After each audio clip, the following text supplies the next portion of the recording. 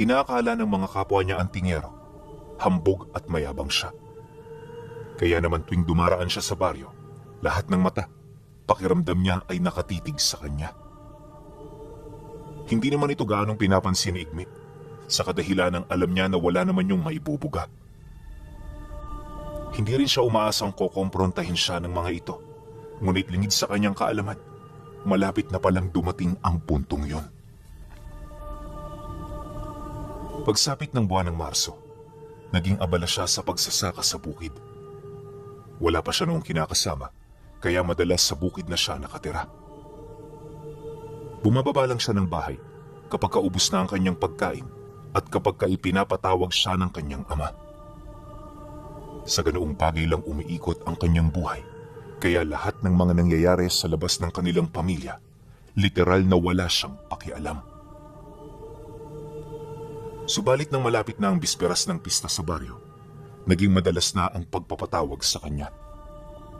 Nung una sinasabi ng kapatid niya ang kanyang ama ang nagpapatawag, pero pagkababa niya, malaman-laman niyang hindi pala. Noong una nakakapagpasensya pa siya, pero sa paulit-ulit na gano'n ang nagiging sitwasyon, unti-unti na rin siyang nakakaramdam ng galit. Pagkaraan ng 5 araw na walang sawang pagpapatawag ng mga ito, dito na siya nagdesisyong ito ay komprontahin. Alam niyang mga antingero yun sa baryo, ngunit batid niya na hindi niya ito papakitaan ng anumang uri ng respeto. Masyado ng malaking abala ang grupo sa kanya, kaya hindi niya na yun mapapalampas pa. At kung dati hinahayaan niya itong magsalita ng kung ano-ano, sa mga sanduling yun nakahanda na siyang sumagot sa mga tanong. Kalahating oras ang lumipas. Nang makababa na siya ng bundok, direkta niyang pinuntahan ang kinaroroonan ng mga antingerong naghihintay sa kanya.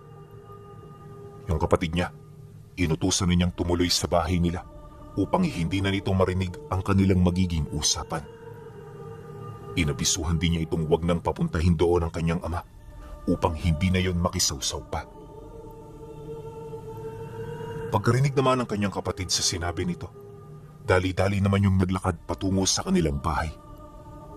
At nang magkahiwalay na sila, mabilis niyang tinahak ang daan patungo sa lugar kung saan naghihintay ang mga taong nagpatawag sa kanya. Pagdating niya sa harapan ng kanilang bahay, bumungad sa kanya ang 5 personalidad na naghihintay. 3 rito matatanda, habang yung 2 naman nasa edad 40 anyos na. Bawat isa sa mga ito may daladalang mga sundang, pero hindi niya yun alintana. Pagharap niya sa grupo, di na siya nagdalawang isip na itanong ang pakay ng mga ito. Binalaan din niya yon na nasasayang na ang kanyang oras, kaya ito na ang huling pagkakataon na sila ay magkita-kita. Nang marinig naman ito ng pinakamatanda sa grupo, agad naman yung sumagot sa kanya ng, "Dahan-dahan ka sa mga sinasabi mo, Igme. Hindi kami natatakot sa'yo. At kaya lang naman kami bumibisita rito ay dahil sa gusto naming makita ang kapasidad ng karga mo. Antingero ka bang talaga? O baka kagaya ka lang din ng iba?" Marami na akong nakilalang katulad mo. Mataas ang tingin sa sarili, pero sa likod nito nagtatago ang isang duwag at huwad na lalaki. Kung tunay kang matapang, makiisa ka sa nalalapit na subukan. At kapag naipanalo mo ito, tsaka pa lamang kami bibilib sa'yo. Pero kung hindi, magiging isa kang malaking biro sa aming panig. Pagkasambit nito ng mga kataga, agad niyang napansin ang buhay na Trespico Roma na nakasabit sa leeg nito. Batid niyang antingero ang matandang yon, pero kung sukatan ng lakas ang pagbabasehan, kinakailangan pa nito ng 1,000 taon para mapantayan ang kanyang abilidad. Matapos naman niya yung marinig, minabuti niyang manatiling kalmado upang umiwas sa gulo. Kaya imbis na ipagpilitan ng kanyang nais, minabuti niyang pagbigyan ng mga ito. Pagbaling niya ng tingin sa matanda, kampante siyang sumagot dito ng, "Sige, pagbibigyan ko kayo. Makakaasa kayong darating ako. Pero pagkatapos nito, aasahan ko ring hindi nyo na ako gagambalain pa. Kinasusuklaman ko ang mga hambog na tao. At itong gagawin ko, para lamang sa ikaliligaya ninyo. Baka nga pagkatapos nito, maunawaan nyo na kung saan kayo lulugar. Nang marinig naman ng mga antingero ang kanyang sinabi, bakas sa kanilang muka ang galit at pagpipigil. Batid ni Igme na gusto na siyang tagain ng mga ito, pero pinipili ng mga itong maging kalmado upang makita siya nitong lumaban sa subukan. Maya-maya pa, nang wala na silang mapag-uusapan, dito na nagpaalam ang grupo. Pag-alis nito sa kanilang bakuran, nagmamadali siyang bumalik sa loob ng bahay para kausapin ang kanyang ama ukol sa mga nangyari. Matapat niyang inilahad dito ang lahat ng mga napag-usapan nila nang sa gayoy malaman ng mga ito ang mga mangyayari sa mga susunod na araw. Matapos ang naging pag-uusap, bumalik si Igme sa bukid para tapusin ang kanyang trabahong nasimulan. Pagtungtong ng dapit hapon, nagpahinga siya sa tabi ng kanyang kubo habang pinagmamasdan ang dalawang itim na bato na siyang pinagmumula ng kanyang kapangyarihan. Ayon kay Igme, ang mga batong yon ay galing sa langit. 8 taong gulang pa lang siya nung ito ay makita niya. Aksidente lang ang pagkakapulot niya rito, gawa ng noong mga sandaling yon, na taong inutusan siya ng kanyang ina na bumili ng suka sa kalapit na tindahan. Subalit habang siya ay naglalakad, bigla na lamang may bumagsak na bagay hindi kalayuan. Dala ng kuryosidad, dali-dali niya itong pinuntahan hanggang sa bumungad sa kanya ang 2 tipak ng batong nagbabaga. Akala niya nung una, mga normal na bato lang ang kanyang nakikita, pero sa katagalan ng pagtitig niya, unti-unti na niyang napapansin ang mga tinig na nagsasalita sa kanyang isip. Pilit yung nagmamakaawa na kunin niya ang bato hanggang sa napansin na lamang niya na hawak-hawak na niya ito. Magmula noon, hindi na nakaramdam ng anumang pagod itong si Igme. Sa pamamagitan ng kanyang isipan, kaya niyang padaluyin sa kanyang dugo ang bawat peraso ng bato. Kaya rin niya itong gawing solido kung gusto niyang makita ito. Marami ang abilidad na kayang ibigay sa kanya ng 2 mutya, pero aminado siya na meron din yung kahinaan. Pagtatapat ni Igme na kapag solido ang bato, lahat ng abilidad nito nawawala sa kanyang katawan. Ibig sabihin, sa ganoong pagkakataon, pwede na siyang mapaslang ng kahit na anong uri ng sandata. Ngunit kapag nasa loob ito ng katawan niya, walang kahit na anong sugat ang kayang pumatay sa kanya. May kakayahan din siyang kumontrol ng mga elemento, kagaya ng hangin at lupa. Pero malimit sa ganoong abilidad, hindi niya pinag-aaksayahan ang lakas. Bukod sa nakakapagod ito, nangangailangan din niya ng maraming ritual para mabuhay. Kaya imbis na ito ang pagkaabalahan niya, pinipili niya na gamitin na lamang ang mga abilidad na nakasanayan niya. Habang pinagmamasdan niya ito, muli siyang dinalaw ng mga tinig. Para itong sabay-sabay na nagbubulungan sa kanyang isip na halos hindi niya magawang maunawaan. Pero habang tumatagal na pinakikinggan niya ang mga tinig, dito niya na unti-unting nalalaman ang mensahe na ibig nitong ipahiwatig. Ayon sa tinig, hindi sila kontra sa desisyon ni Igme na makiisa sa subukan. Ang ikinakabahala lang nila na baka ito ang maging mitya upang magkaroon siya ng mga kalaban. Paalala ng mga tinig, marami ang naghahangad sa kanilang mga mutya. Kaya kung sakali mang kumalat ang tungkol sa kanila, obligado siya na maghanda upang mailigtas ang kanyang sarili. Dagdag pa ng mga ito, matagal na silang hinahanap ng lahi ng mga mangangabon, kaya kung maaari, mas mainam na maging katatawanan na lang siya kaysa manganib ang mga buhay nila. Nang marinig niya ang sinabi nito, bahagya naman siyang napatahimik. Nauunawaan niya kasi na ang nais ng mga tinig, magpatalo siya sa subukan. Yon ang pinupunto ng mga ito, kaya naman hindi niya maiwasang magtanong kung meron pa bang ibang paraan. Subalit nang marinig yon ng mga tinig, ipinagtapat nito sa kanya na wala ng iba pang paraan para matakasan ang lahat ng lahi ng mga mangangabon.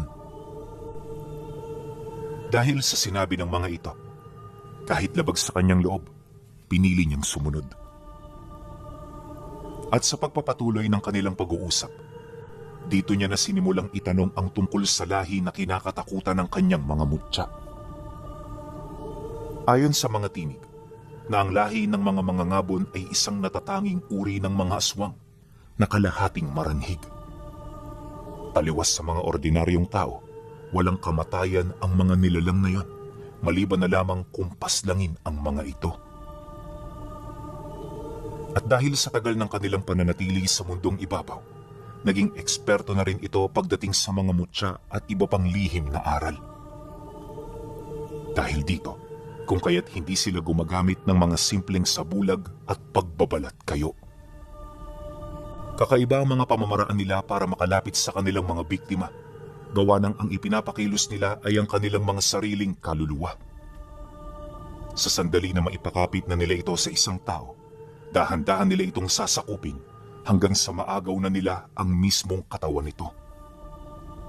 At kapag nangyari ang bagay na yan, lahat ng memorya ng biktima ay mapapasa kanila. At yon ang kanilang gagamitin upang makalapit sa taong pakay nila. Nabanggit din ng mga gabay ng mutya na hindi madaling matukoy ang presensya ng mga mangangabon, kaya imposibleng mapaghandaan ang pagdating ng mga ito. Pwede rin yung pumasok sa katawan ng kanyang pamilya para lamang malinlang siya. Ganon kadelikado ang lahi na kinakaharap niya, kaya naman para hindi siya mapahamak, kinakailangan niyang magdoble ingat.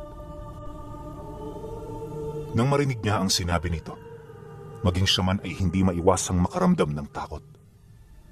Aminado si Igme, may isa sa mga kahinaan niya ang kanyang pamilya, kaya ayaw niyang umabot pa ang ganoong sigalot sa buhay niya.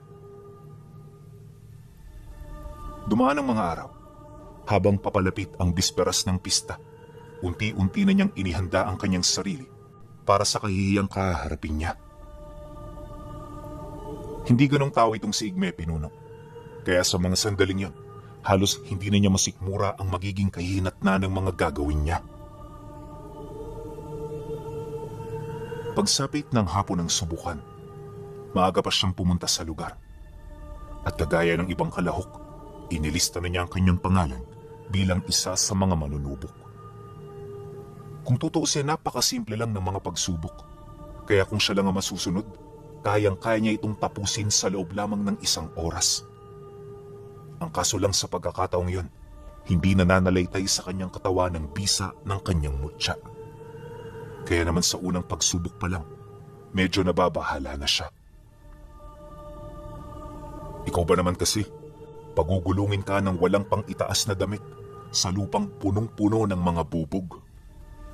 Yung mga nauna nga sa kanya, merong nakalusot, pero yung ibang nabigo, halos mahimatay sa sakit dahil karamihan sa mga bubog bumao ng husto sa kanilang mga balat.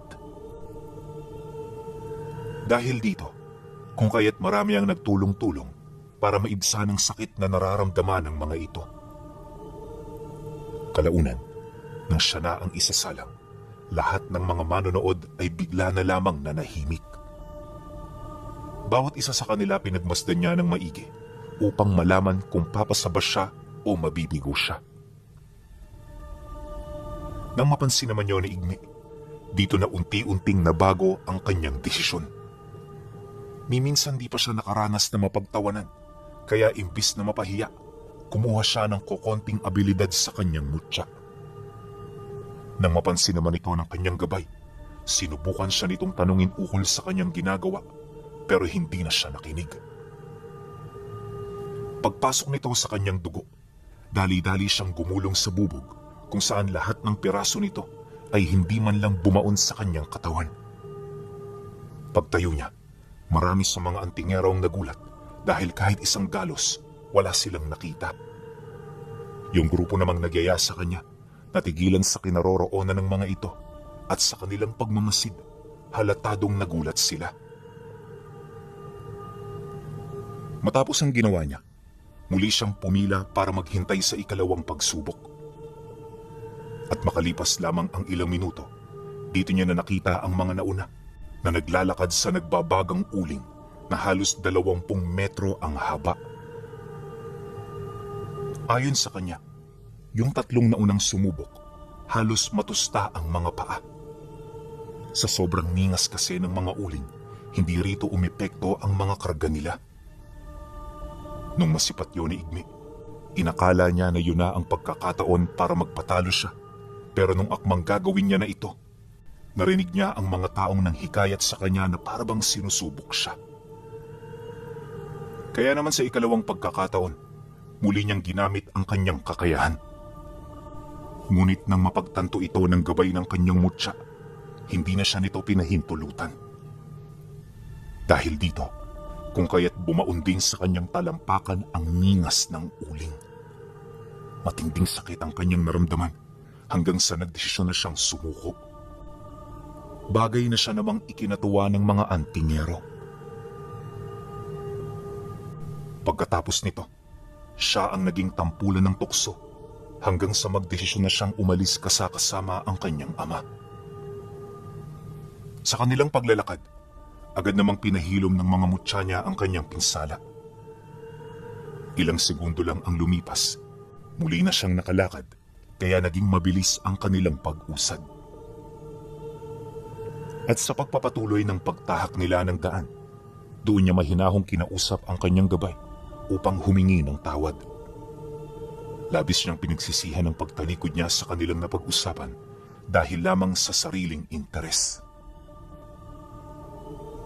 Nang marinig naman ito ng tinig, sumagot ito sa kanya ng, "Naiintindihan ka namin, Igme. Sige na, umuwi ka na at magpahinga. Dahil sa mga susunod na araw, mukhang may mga pagsubok tayong kahaharapin." Mabigat ang simoy ng hangin, Igme. Ramdam namin ang mga banta na sumasabay sa kanila.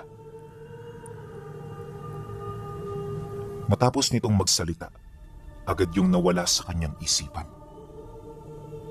Dahil dito, kung kaya't ipinagpatuloy na niya ang kanyang paglalakad na may pagkabahala sa kanyang kalooban. Batid niya na totoo ang sinasabi ng kanyang gabay, kaya wala siyang dapat na pagdudahan. Pagsapit ng sumunod na araw, balik bukid na naman si Igme.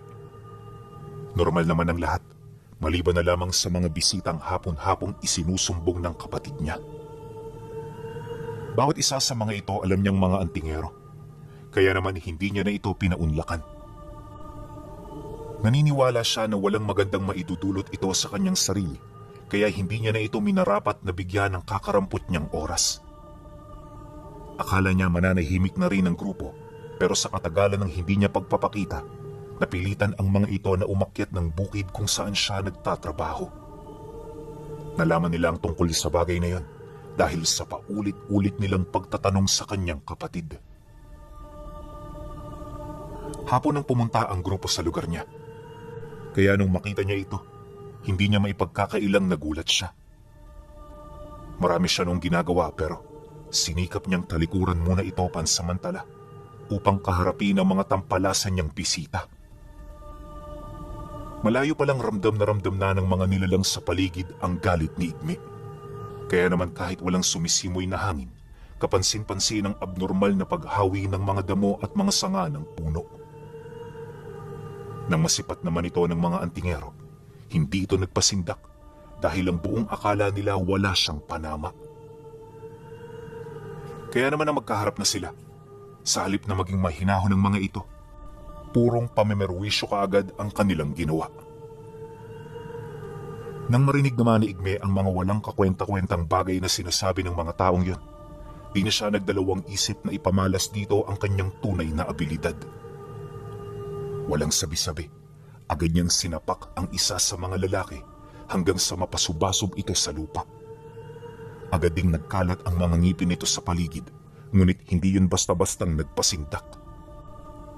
Pagtayo naman ito, dali-dali niyang hinatak ang tangan nitong agimat sabay harapan yung dinurog bilang babala sa 4 na antingerong dumayo. Ngunit imbis na matakot ang mga ito, para bang nagmatigas pa yun sa kanya. Kaya naman sa halip na tumakbo, pilit siya nitong nilabanan hanggang sa mapilitan na siyang balian ito ng mga binti at braso. Matinding pambubugbog din ang kanyang ginawa hanggang sa tuluyan na itong hindi makatayo. O ano? Gusto nyo ba? Mga ninyo ah! Galit na sigaw ni Igme matapos niyang pasukuin ang grupo. Kaso lang pagkatapos niyang pagmumurahi ng mga ito, may narinig siyang tumawa kahit sumusuka na ng dugo. Hindi niya mawari kung bakit ito nangyayari. Hanggang sa bigla na lamang itong tumayo, kasabay ng pag-unat ng mga buto nito na para bang pilit yung bumabalik sa normal nilang estado. Nang makatayo na ang 4, dito niya nakita ang namumula nitong mga mata at may itim na pangil na para bang sa mga pating. Nagkaroon na rin ito ng mga kaliskis sa katawan, kasabay ng pamumutla ng mga balat nila. Dahil sa kanyang mga nakita, agad naman siyang napaatras habang pilit yung tinatanong ukol sa kung ano ang nangyayari sa kanila. Ngunit sa halip na sumagot ang mga nilalang na yon, bigla na lamang siya nitong sinugod at walang habas na pinagtulungan. Paglapit nito sa kanya, agad niyang naramdaman ang matatalas nitong mga kuko, kaya naman di na siya nagdalawang isip na hugutin ang sundang sa likod niya. Pagkuha niya rito, walang habas niya yung pinagtatataga hanggang sa maputulan na ng braso ang isa sa mga ito. Ngunit nang matapyas niya ang brasong yon, kitang-kita niya na hindi nahirapan ang nilalang na ito ay ibalik.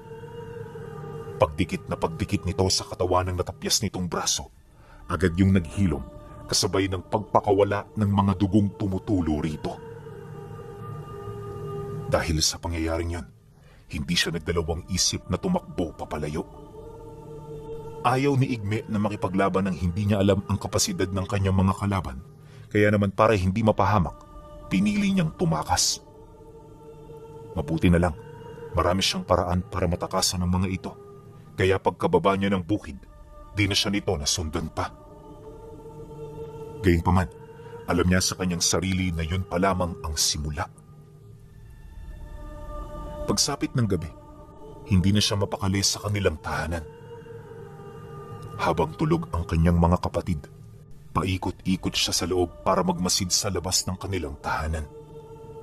Ganon at ganon ang kanyang ginawa hanggang sa may makita siyang malaking aso na bigla na lamang nagpalit ng anyo. Pagtayo ng nilalang, dali-dali itong lumakad papalapit sa kanilang bakuran. At habang humahakbang ito, kitang-kita niya ang pag-amoy nito sa hangin na para bang meron itong sinusundan. Maya-maya pa, bigla na lamang itong napatitig sa kanyang pinagsisilipan kasabay ng agaran nitong pag-angil. Pag-alis niya ng tingin dito, naramdaman niya yung sumugod, kaya naman mabilis siyang tumungo sa pinto para kaharapin ito. Hindi niya hinayaang makalapit ito sa dingding ng bahay, gawa ng posibleng mabulabog nito ang kanyang pamilya na nagpapahinga. Mabuti na lang may sapat na distansya ang nilalang para makalabas siya. Pagsilay naman ito sa kanya, agad nitong napansin ang kakaibang presensya na namumutawi sa katawan niya. Sa puntong yun kasi, ginagamit na ni Igme ang kabuuang lakas ng kanyang mutya upang ipakita sa nilalang na yon na hindi siya ang tipo ng taong madali nitong masisindak at matatakot. Paghugot niya ng talibong, agad niyang pinadaloy dito ang bisa ng mutya hanggang sa unti-unti na itong magbaga. Nagsimula na rin yung magpalabas ng puting usok, indikasyon na hindi biro ang pinsalang maidudulot sa sino mang tatamaan ito. Ngunit nang masipatyo ng nilalang, hindi ito nagpatinag. At kahit alam nitong alanganin, ipinagpatuloy nito ang pakikipaglaban hanggang sa malasap na nito ang lakas ng kanyang sandata. Pagtama dito ng talim ng talibong, bigla na lamang itong napakaripas ng takbo habang walang patid sa kakaatungal. Sinubukan din itong paghilumi ng kanyang sugat gamit ang lihim na karunungan at laway, pero hindi yun gaanong umiepekto. Nang masipat naman ito ni Igme, di niya na ito binigyan pa ng pagkakataon na makabawi. Kaya naman sa loob lang ng ilang minuto niyang paghabol sa nilalang, tuluyan na rin niya itong napaslang. Hindi niya yun tinatantanan hanggat hindi naaagnas ang katawan nito at hindi gumugulong ang ulo sa lupa. Nang may sakatuparan niya ang bagay na yon, tsaka pa lamang siya bumalik sa bahay nila para magpahinga. Alam ni Igme na yun pa lamang ang simula, kaya sa halip na magtago, nagdesisyon siyang isa-isa itong hanapin para lipulin. Sa loob ng isang buwan, napagtanto niya na lahat ng sinapian ng mga mangangabon ay pawang mga huwad na antingero sa kanilang lugar. At base sa kaalamang ibinahagi ng mga gabay ng mutya, hindi na yun maibabalik sa dati, kaya naman pinili na lamang niyang tapusin ang mga buhay nito. Ayon kay Igme, mahirap kalabanin ang mga nilalang na yon, lalo na kung hindi sapat ang iyong abilidad. Nataon lang na may malakas siyang mutya, kaya na kaya niya ritong makipagsabayan. Pero bago niya ito malipol, naranasan niya ang kakaibang bagsik ng mga abilidad nito. Merong mga mangangabon na gumagamit ng itim na kalasag, habang ang iba naman eksperto sa paggamit ng mga itim na elemento. May mangilan-ngilan ding umaalipin ng mga engkanto at may kakayahang kumontrol sa kaisipan ng mga tao. Ang mga ganoong mangangabon ang nagbigay sa kanya ng matinding problema, pero sa bandang huli nakaya niya pa rin itong magawa ng solusyon. Sa pagkalipol ng mga nilalang, mabilis na bumaba ang bilang ng mga antingero sa kanilang lugar. Yung mga namatay naman, hindi na hinanap ng kanilang mga magulang na para bang hindi na nila ito naaalala. Bagay na naging daan upang hindi ito magdulot ng eskandalo sa lugar nila. Labis naman yung ipinagpasalamat ni Igme sa kadahilan ng pakiramdam niya umayon sa kanya ang pagkakataon. At nang malipol na niya ang mga mangangabo na dumayo, dito na niya sinimulang ihanda ang kanyang pamilya. Alam niya na simula pa lamang ito at darating ang punto na muli itong babalik para kunin ang kanyang mutya. Nakakasiguro rin siya na sa pagkakataong yun, sasalakayin ng mga nilalang ang kanyang mga kahinaan. Kaya para hindi mabigla, hanggat maaga pa pinili na niyang imulat sa lihim na karunungan ang mga kapatid niya. Lahat yun biniyayaan niya ng abilidad na sa kanilang pagtanda, kanilang napakinabangan. At pagkatapos ng isang taong pag-aaral, nagdesisyon itong si Igme na lumabas ng baryo para hanapin ang lahi ng mga mangangabon. Alam niya na hindi magtatapos ang gulong kinakaharap niya hanggat hindi niya nalilipol ang lahing nagbibigay ng problema sa kanila. At para magawa ito, kinakailangan niya yung dayuhin sa lugar kung saan sila namumugaran. Alam mo, Pinuno, 5 taon siyang nagpagala-gala bago niya marating ang lugar ng mga nilalang. Ang kaso ng marating niya ito, hindi naging madali ang kanyang pagsalakay. Lingid sa kanyang kaalaman, maraming mga kalahi nito ang halos kapantay na ng kanyang kapangyarihan.